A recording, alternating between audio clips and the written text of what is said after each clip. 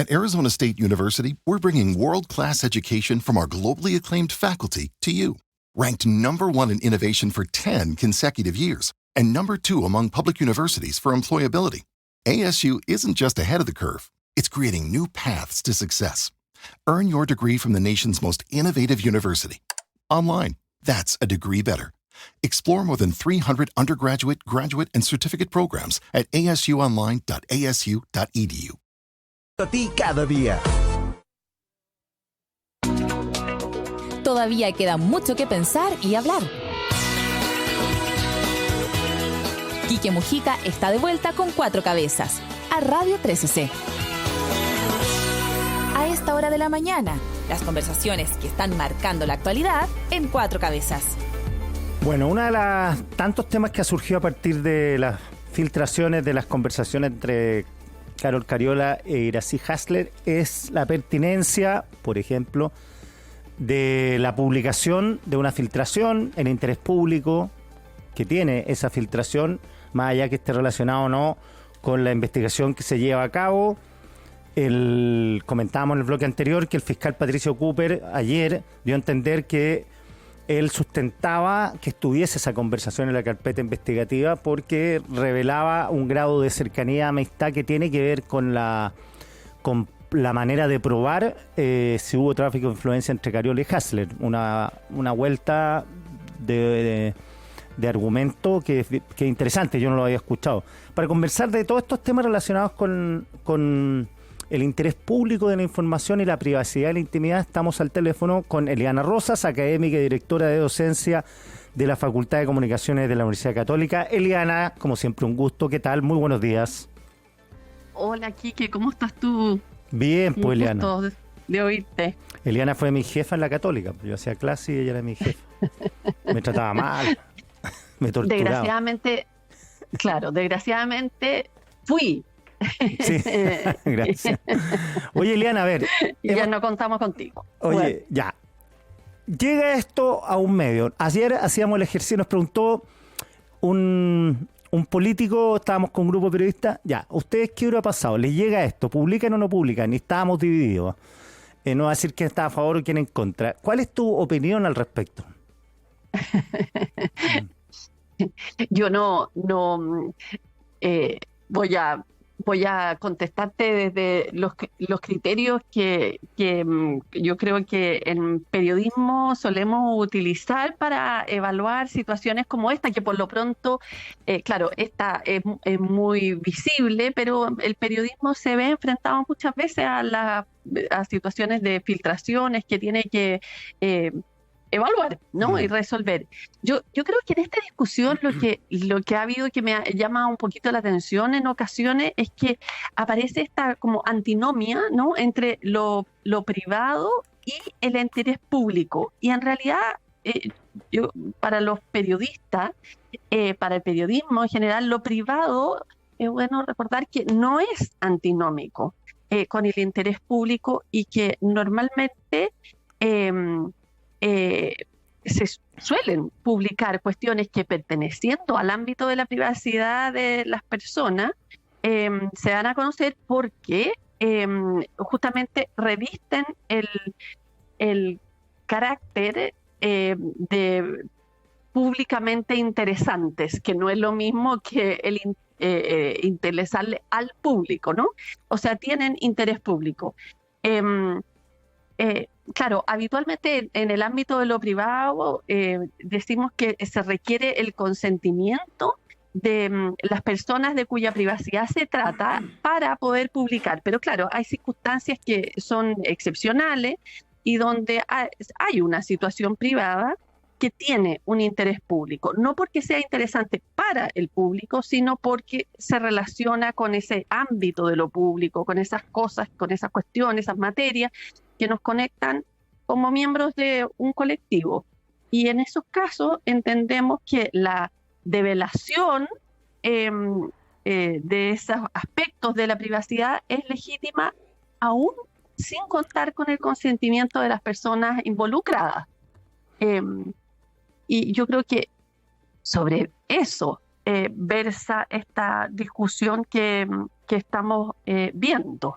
Claro, porque si hubieran sido dos personas comunes y corrientes conversando del presidente, emitiendo opiniones políticas, no es lo mismo, es un argumento, no es lo mismo que sea la alcaldesa de Santiago, una diputada, en ese tiempo no era presidenta de la Cámara, que además son miembros de la coalición. Eso marca una diferencia, ¿no? Sí, claro, exactamente, no es lo mismo. Ahora, el criterio de solamente de las personas eh, muchas veces no es suficiente para resolver unas situaciones que son siempre complejas de analizar, porque en realidad no existen personas públicas, enteramente públicas, y personas enteramente privadas, sino que todos nos movemos, ¿no es verdad?, en un continuo que va desde lo íntimo a lo público, y hay en un ámbito intermedio tenemos estas situaciones que son privadas. em, y eso opera respecto de todas las personas, ¿no? Entonces no es simplemente los cargos que detenten en este caso las dos personas que son sujetos de la conversación, sino también la cuestión de acerca de qué versa la conversación. Y yo creo que ahí también es importante pensar en que el interés público tampoco se circunscribe a las cuestiones relacionadas con los delitos, ¿no? El interés público no versa solo sobre la comisión de delitos, sino que em, em, puede referirse a materias más amplias que conectan con este ámbito de lo público, con estas materias que importan al colectivo, ¿no? Y eso es lo que hay que evaluar. Es siempre una evaluación, como decía, compleja. Claro. Oye, y lo otro, el origen espurio de este material informativo, espurio porque se filtró y eso es un delito, eso es un hecho de la causa. Sí. ¿Determina algún tipo de criterio respecto a publicar o no publicar? Porque, claro, dicen, oye, esto es ilegal, le llega al periodista y el periodista está publicando algo que tiene un origen espurio. ¿Están relacionados? ¿El origen contamina la decisión o no la contamina del medio de decir, sabe qué, más allá del origen, aquí lo que importa es el interés público? Sí. Mira, yo creo que en esto también no es baladí, yo creo, el tema de cómo llegamos al conocimiento de una determinada información o hecho. Yo creo que lo central es un criterio que se suele utilizar y que incluso muchos autores han planteado, es ver y es útil utilizarlo, es que si el tema, si la circunstancia privada tiene este interés público, y para eso el criterio suele ser que ese hecho tenga una conexión clara, directa e inmediata con el ámbito de lo público. Y yo creo que esos calificativos son importantes, ¿no? Clara, directa, inmediata, que no se trate de una hipótesis de que a lo mejor podría relacionarse con lo público, etcétera, o a lo mejor en el futuro, sino clara, directa e inmediata en el ámbito de lo público. Eso yo creo que es el criterio central y resguardar la cuestión de lo público, del interés público. Ahora, claro, como tú dices, aquí está atravesado el origen, y yo creo que también como periodista, bueno, y como ciudadanos en general, no podemos dejar de ver que esto muchas veces está ocurriendo últimamente desde la Fiscalía o desde la policía, y ese es un tema también complejo a efectos de lo público, ¿no? Porque, claro, el valor de la transparencia y de la publicidad, que era uno de los que impulsaron la reforma procesal,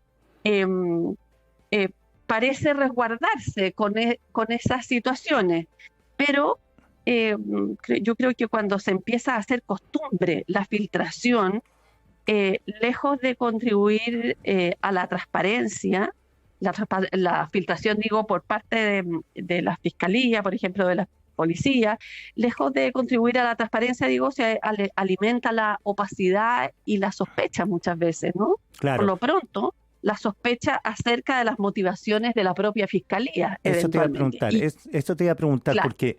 Y eso es muy malo desde un justamente desde un punto de vista público, ¿no? Claro, porque eso te iba a preguntar, porque cada vez que hay filtración, las personas que filtran tienen un interés, no son gente bondadosa que está a favor de la libertad de expresión, sino que hay gente que tiene diversos intereses. A veces, como medio, uno los conoce, esos intereses, a veces no. A veces las trenzas son más complejas de lo que uno cree. Sí. Pero esa disyuntiva, esa disquisición que hay, generalmente se zanja publicando más allá de los intereses que tenga la fuente que filtra, sea cual fuere. En este caso, lo que acusa el mundo político es que hay un hostigamiento contra Carol Cariola. Otros dicen que esto es una herramienta de la Fiscalía para influir en la opinión pública respecto al juicio. Así uno puede encontrar 40 argumentos distintos, teorías, conspiración, etcétera, pero ¿tú crees que tiene que separarse el interés de esa fuente que filtra, separarlo en medio de la publicación o no publicación, salvo que sea una cuestión muy delictual? Mira, yo creo que un medio siempre tiene que preocuparse de cuál es el interés de una fuente, ¿no? Y siempre tiene que procurar conocerlo. Muchas veces eso no es evidente, porque el interés de una fuente puede hacer modificar, ¿no? O hacer prevalecer determinados aspectos de un relato, de un hecho, etcétera. Entonces, siempre tiene que considerar el interés de esa fuente y procurar conocer el interés y desde luego procurar conocer a la fuente para evaluar de dónde podría venir ese interés. Digo, siempre tiene un interés porque siempre hay alguna motivación, por lo pronto hasta la más simple, ¿no? De hacer querer justicia, aparecer, como de hacer justicia, o hasta algo un poco más egótico, como querer parecer inteligente. Tener buenas relaciones con la prensa, también pasa. Tener buenas relaciones con la prensa, mucho pasa a tener más visibilidad, porque eso mejora una cierta posición negociadora, o en fin, la posibilidad de acceder a cargo. Hay muchas motivaciones y creo que sí, que es deber de la prensa siempre analizar cuáles pueden ser los intereses de una fuente cuando da cuenta de una información. Sí. Claro, porque en el fondo una cosa es que te engañen y otra dejarse ser engañado. En este caso, una cosa es que te manipulen y otra cosa dejarse ser manipulado, que puede ocurrir mucho en la prensa. Eso, sí, efectivamente, puede ocurrir. Y cuando prescindimos del todo de ese análisis de quién es la fuente, de qué es lo que moviliza a la fuente, de si si hemos tenido relaciones fluidas, legítimas, honestas con esa fuente o no antes, todas esas cosas, claro, es necesario considerarlas justamente para no dejarse manipular, no servir a intereses de otros que no sabemos cuáles son, etcétera. Sí. Claro, para precisarle a la gente, los periodistas estamos sujetos a secreto profesional, como los abogados, ¿no? También estamos sujetos a secreto. Sí, es interesante esto del secreto profesional de los periodistas, porque en realidad no es exactamente igual al de los abogados, en el sentido de que en el caso de los periodistas, el secreto profesional en realidad es bastante, aunque muchas veces las fuentes recurran a él, nos pidan secreto, es bastante excepcional, porque en nuestra profesión se trata de la expresión, se trata de contar, ¿no? Entonces, cada vez que un periodista se vincula con una persona, con una posible fuente, lo hace para poder publicar algo. Desde el momento que entra en una relación con una fuente es para publicar. En cambio, un abogado cuando entra en relación con un cliente se entiende que el estándar es la reserva, ¿no? Igual como ocurre con un médico, que la normalidad es la reserva y que la excepcionalidad, en el caso del abogado y del médico, por ejemplo, sería la publicación. Claro. En el periodismo al revés, el estándar es la publicación y la excepción es la reserva que tiene que es solicitada habitualmente. Claro, y yo siempre he pensado que en los medios, y esto para la gente que nos está escuchando, la gran mayoría que no es periodista, quizás lo más importante no sea lo que uno publica, sino que lo que deja de publicar, porque ahí operan los filtros de control editorial, y nunca la gente se va a enterar de lo que no publicamos y de que hacemos los filtros, que hacemos los chequeos y que hay información que a uno le podría interesar, pero que no está sustentada con los estándares editoriales. Entonces, si yo mostrara la lista de cosas que no publiqué y que algunas las chunté y algunas no, porque después fueron publicadas y eran verdad, y otras que las chunté medio a medio porque nunca tuvieron asidero, claro, la gente diría, bueno, acá hay un trabajo editorial que no se ve, pues como las labores de inteligencia. Sí, pues. No sé si exactamente como las labores. No, te digo que lo más importante es los atentados que no pasan y nadie se entera que no pasaron. Pues. ¿Ah? Claro, lógico, sí. Y lo que se espera de los periodistas es que justamente hagamos esos análisis. Yo creo que a las personas muchas veces no tienen la conciencia de que el trabajo que nosotros hacemos consiste justamente en decidir qué contar, en decidir qué contar, qué informar, y al mismo tiempo, junto con eso, decidir qué no contar, ¿no? Qué no contar. Por distintos motivos, como tú dices, porque no nos consta que eso sea verdad, porque no tenemos suficientes elementos para confirmar su veracidad, porque no nos parece relevante desde el punto de vista del colectivo, porque creemos que el colectivo no tiene derecho a conocer eso porque no tiene interés público. Porque no tenemos el consentimiento de la persona, claro, tratándose de algo privado, de la persona de cuya privacidad se trata para poder darlo a conocer, etcétera. O sea, entonces, todo el tiempo estamos haciendo esa evaluación de qué contar y al mismo tiempo qué no contar. Y eso, claro, es una evaluación fina, compleja, y que, como tú dices, a veces atinamos y otras veces no, pero eso no obsta a que esa evaluación sea necesaria. Todo esto porque además ocurre en este fluir de la actualidad, ¿no? Que en el presente siempre complica el tomar esta decisión, la cercanía con las cosas. Cuando el tiempo transcurre, todos decimos, pero si esto era tan obvio, ¿no? Sí, pero cuando estamos viviendo en el presente y tomando las decisiones del presente, las cosas no son tan evidentes, no es tan obvio, como dice un autor, por bulliciosas que sean, no son tan obvias, ¿no? Y por eso es necesario hacer estas evaluaciones más fina. Claro, y precisemos también, para no quedar como que somos los San Francisco así, los periodistas, que también se entrecruzan ganas de golpear, ganas de sintonía, ego.